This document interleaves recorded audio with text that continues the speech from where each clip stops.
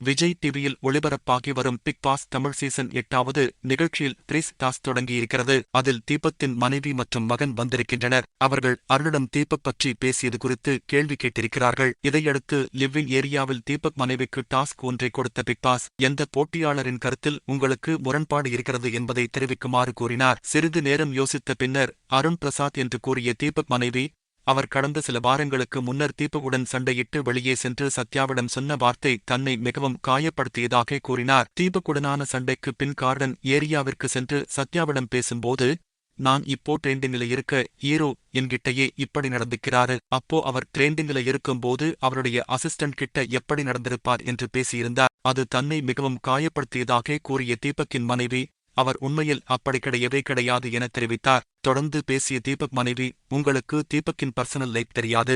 அவர் யாரையும் அப்படி தவறாக நடத்தி நீங்கள் பார்த்ததில்லை. நீங்கள் யோகித்து சொன்ன ஒரு விஷயம்தான் அது.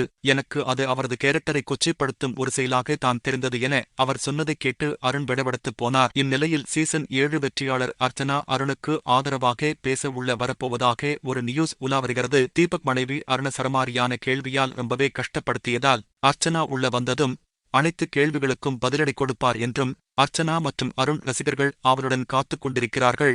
இப்போது வரவில்லை என்றாலும் அவரிடம்தான் இப்போது 7வது சீசனுக்கான ட்ரோபி இருக்கிறது. அதனால் முன்னாள் வெற்றியாளர் என்ற அடிப்படையில் கண்டிப்பாக அர்ச்சனா வருவார். அப்போது அருணுக்கு சாதகமான வேலைகளை செய்வார் என்று தெரிகிறது.